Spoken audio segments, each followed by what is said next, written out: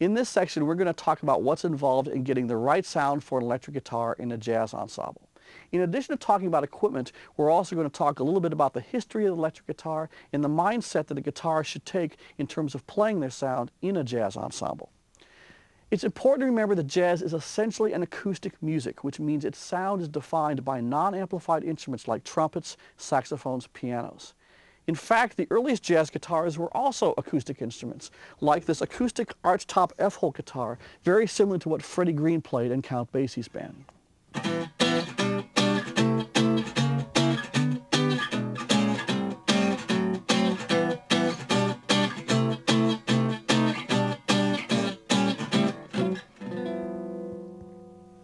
When the electric guitar was invented in the 1930s, it simply involved putting an electronic pickup on an archtop guitar. These particular type of guitars produce the warm, woody sound that we associate with electric jazz guitar.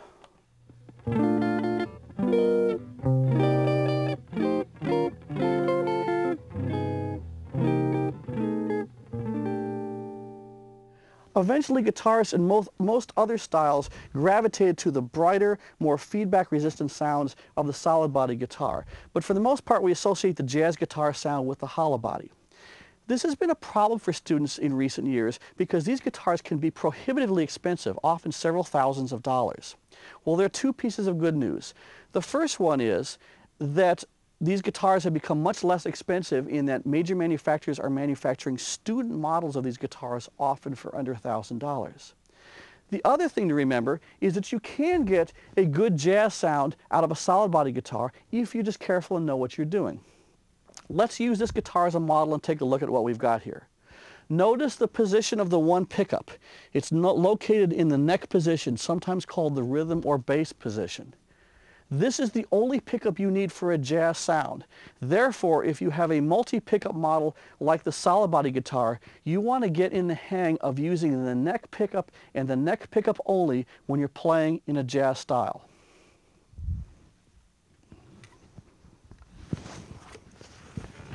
You'll notice that the bright sounds of the bridge pickup aren't appropriate.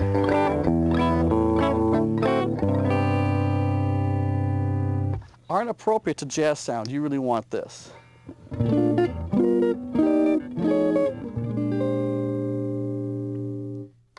Now, another thing that is important in terms of the way these guitars sound is not easy to see, and that is the way they are strung.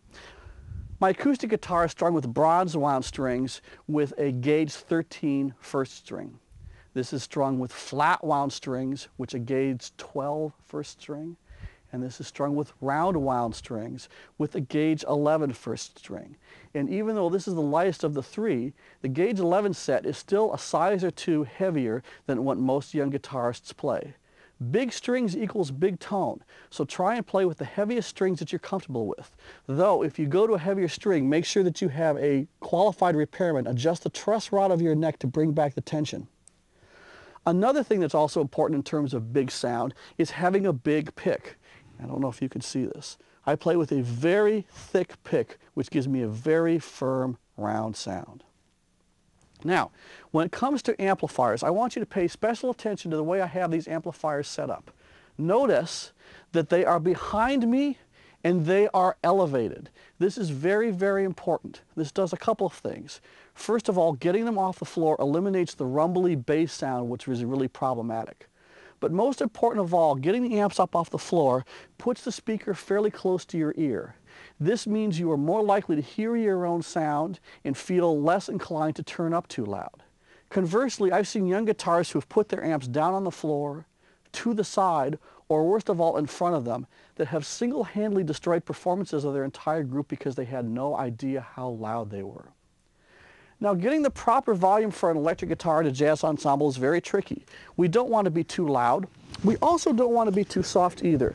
So let me give you an MO that I think will help in terms of getting the right volume. First of all, turn your master volume control all the way down on the amp, but turn the guitar control all the way up.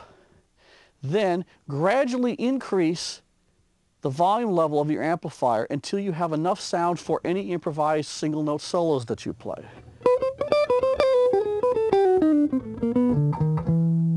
Now, just as you don't want to be too loud, you also don't want to be too soft. Make sure that you have enough volume for your solo. Particularly if no one is miking your amplifier, you have to make sure that you can be heard in the room.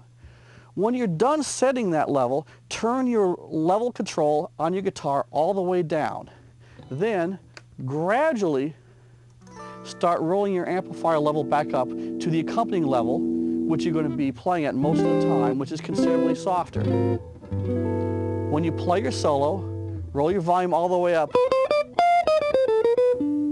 play your improvised solo, and then repeat the process. Turn all the way down, and then turn back up again for your accompanying parts. Notice that in all three cases, setting the master volume of the amplifier, setting the solo level, and the comping level on the guitar, we start soft and turn up. Get in the habit of starting soft and turning up to the right volume as opposed to starting too loud and turning down. That will work an awful lot better. In terms of setting the tone controls on an amplifier, there's no one absolute right way to do it, but we have to keep in mind what we want: a clean, warm, even sound. Guitarists will often set the tone controls to 5 on an amplifier to see what they get.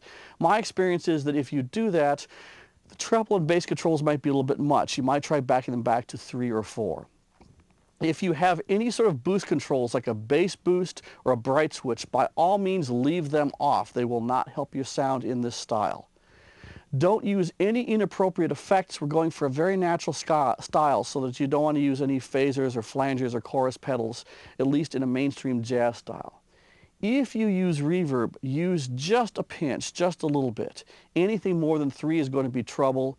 2 is usually enough, and if you're playing in a cavernous hall, you might not want to use any reverb at all. If you follow these basic pieces of advice, you'll have a basic MO to help you get the best and most appropriate sound setup in your jazz ensemble.